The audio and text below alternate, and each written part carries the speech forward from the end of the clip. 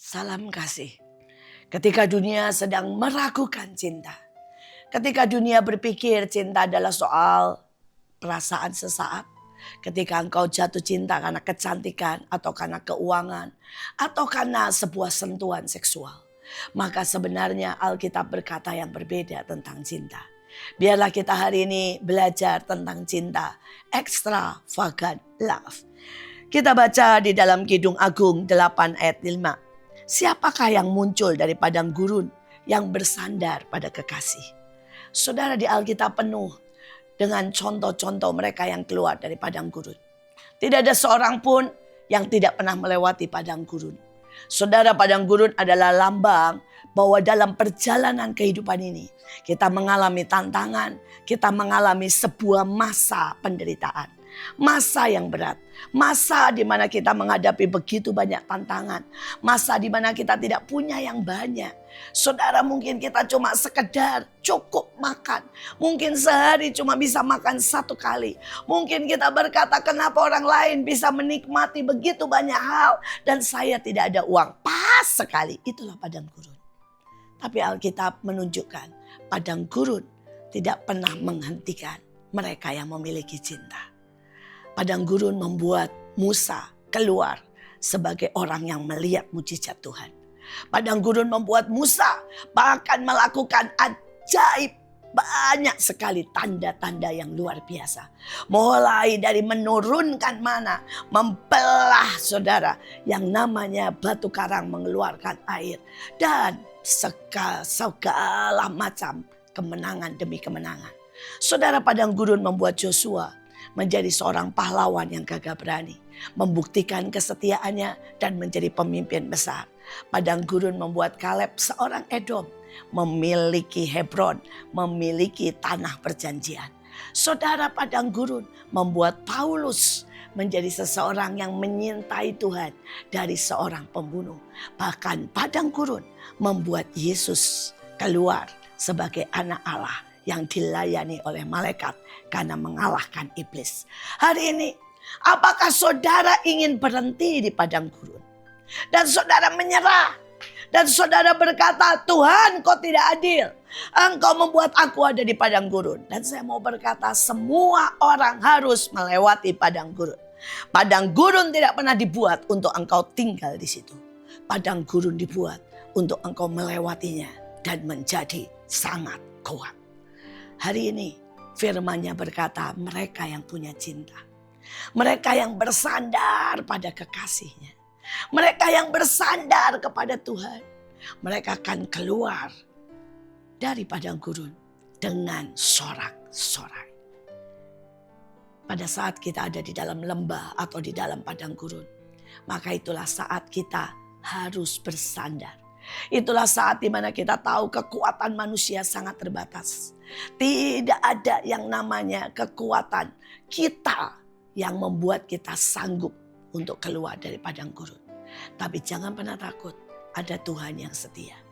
Hari itu anak saya terkena suatu penyakit yang dokter menyerah. Dan hari itu anak saya harus dioperasi karena dia lahir dengan seluruh saudara. Benjolan, pembengkakan, bahkan untuk bernafas saja dia susah. Setiap hari saya ditagih oleh rumah sakit. Hari itu belum ada BPJS. Sehingga setiap hari saya harus ditagih saudara 10 juta, 5 juta setiap hari. Padahal hari itu saya tidak punya uang. Hari itu suami saya gajinya tidak seberapa. Dan hari itu sungguh-sungguh saya di titik sangat-sangat capai, sangat sakit. Sangat terpuruk. Tapi di saat itulah ketika saya tertidur di samping anak saya di rumah sakit. Saya melihat Tuhan. Dan dia duduk di samping saya. Dia memegang tangan saya. Dan itulah pertama kalinya saya melihat Tuhan menangis. Dia tidak mengucapkan satu kata pun. Dia cuma menangis dan seperti mengambil semua kesakitan. Semua beban. Semua pergumulan tiba-tiba dari seluruh hidup saya seperti diambil. Dia tidak bicara apapun tapi seperti matanya berkata, aku mengerti dan aku selalu bersamamu. Aku tidak akan meninggalkan engkau. Sekali-kali engkau tidak pernah sendiri. Saudara, dan begitu selesai, tiba-tiba saya memiliki kekuatan baru. Tiba-tiba saya mulai bersukacita. Tiba-tiba saya mulai menyanyikan lagu-lagu kemenangan, lagu-lagu pujian.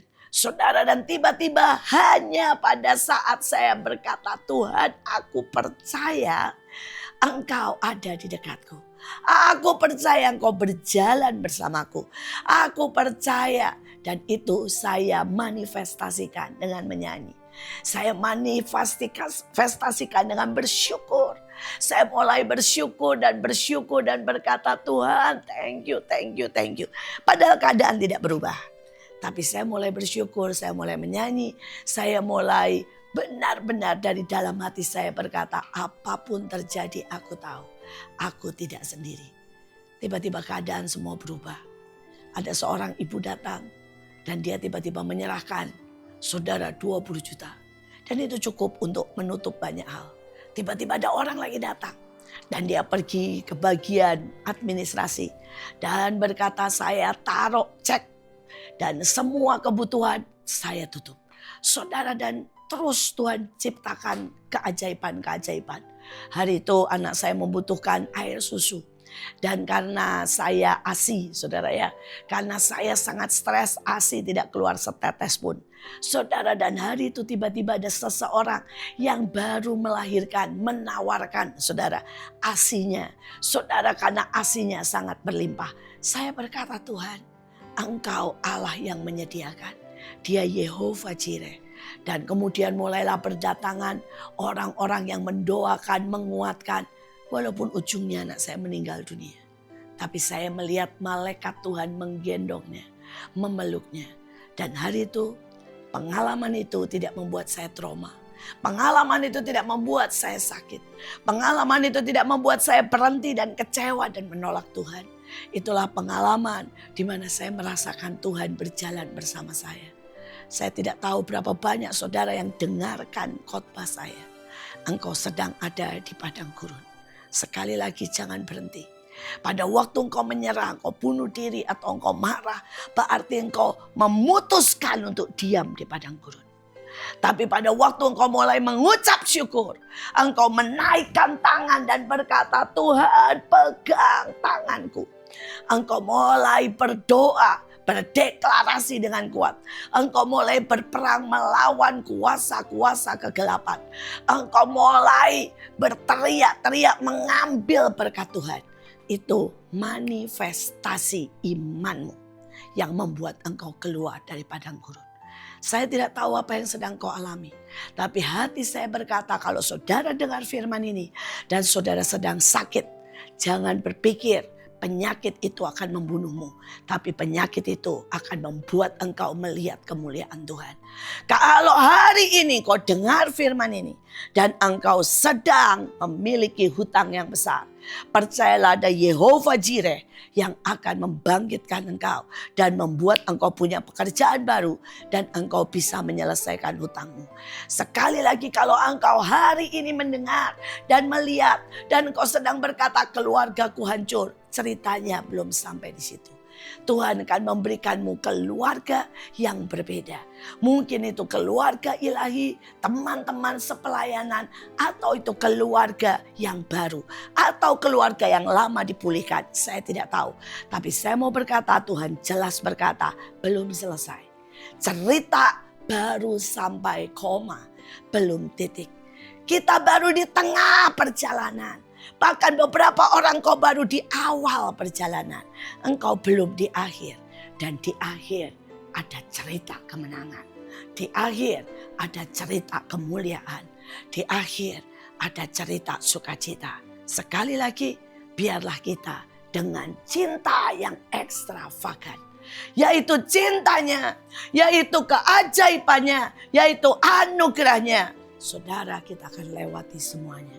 Dan kita akan lihat kemenangan.